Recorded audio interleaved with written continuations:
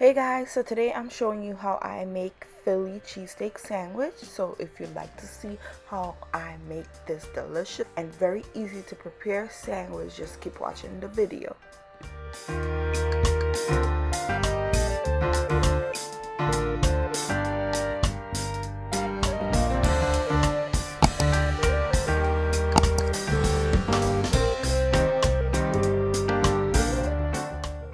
Alright, so I'm starting by getting my steak, and the best way to prepare the steak and get it shaved very thinly if you're using fresh steak is to freeze your piece of steak in the freezer for maybe about an hour so it gets a little bit firm, and then you're going to take your knife and use the knife to very thinly slice it. So it's important to freeze it before you slice it, that way it's more firm and easy to shave the steak to make it thin the way Philly cheesesteak should be. Okay, so all I'm doing now is just very thinly slicing my piece of steak, and I'm using one with the bone in. I'm just gonna like slice out the bone and not use that part, okay? But you could buy a boneless piece of steak and use that. So next I'm gonna season my steak, and to season it I have on this plate onion powder, garlic powder, salt, black pepper, ground cumin, a little bit of ground coriander, and paprika. And I'm just gonna pour all of that seasonings into the steak and mix it really well because I want all the pieces of the steak to be very nicely seasoned. And then I'm gonna set that aside and let it rest for a few minutes while I chop up my veggies. So I'm using bell peppers, a red and a green bell pepper, and also some white onions. Okay, so now let's start cooking our steak. So in my hot pot I'm gonna add some oil, and once the oil is hot I'm gonna add in all of the steak. And use your pot spoon to spread out the steak in the pot, and basically right now we're just gonna let the steak cook. So at this point you're gonna cook the steak to your desired liking, so however you like your steak to be cooked, this is what you're gonna do here. For me, I let mine cook for about 8 minutes because I like mine medium well, and yeah, with just a little pink left in it, not too much. And yeah, so I let it cook for about 8 minutes or so.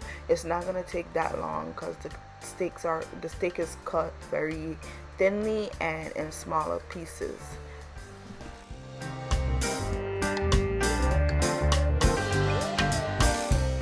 So I'm gonna let it cook until it's nicely browned, and I'm also right here I'm adding in a little bit of beef bouillon powder. Okay, so you could add in 1 beef bouillon cube of powder and just mix that into the beef. It's gonna add a really good flavor into the steak. And so now I'm just gonna leave my steak, let it take its time and finish cooking. So while the steak is cooking, I'm gonna start cooking the veggies in another pot. So I'm getting my frying pan and I'm putting some more oil into the pot once it's hot, and then I'm just gonna add in all of the sliced onions, the bell peppers. You could also add mushrooms in here, you guys, if you'd like. Sometimes I like to add mushrooms in my Philly cheesesteak. It's yummy, it's so good. So yeah, I added in my veggies, and now I'm just gonna let the veggies cook down. So I'm just looking for the onions and peppers to caramelize just a little and soften. And I'm gonna add some salt and black pepper into the veggies, give it a good mix and let it cook down.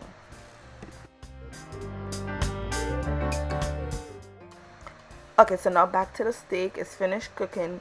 So I have it now over very low heat, and what I'm gonna do is add in some cheese on top of the steak. So the cheese I'm using here is a blend of Mexican cheese. That one is optional, and then I'm gonna add in some mozzarella cheese on top of it. So you can use mozzarella cheese or even provolone cheese, goes really well with Philly cheesesteak. Add as much cheese as you'd like on top of the steak, and then I'm just gonna put my pot cover on top of my pot, cover it, and just let the cheese melt. Once the cheese melts, you can turn off the stove and your steak is ready to be served.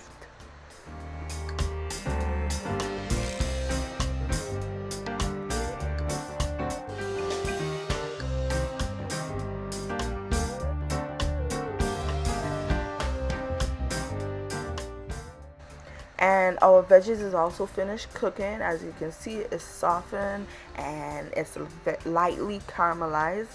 So you could stop at this point if you like, or you can be a little extra like me and add some cheese on top of it also. So I'm gonna add cheese on half of my veggies, and I'm gonna leave half plain, and yeah, cover the pot that the cheese melts, and that's it, you guys. After that, now it's time to put our Philly cheesesteak sandwich together.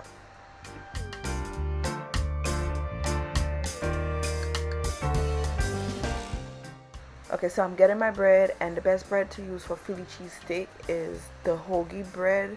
And yeah, slice it in half, and I'm gonna add some mayo on both sides of my bread. And then after that, you're gonna take your cheesesteak mix and add it into the bread. Add as much or as little as you'd like. This is your sandwich, okay? And after that, you're gonna add some of the veggie mix on top of the cheesesteak. Again, you're adding as much or as little as you like, because this is your sandwich. Prepare it how you'd like.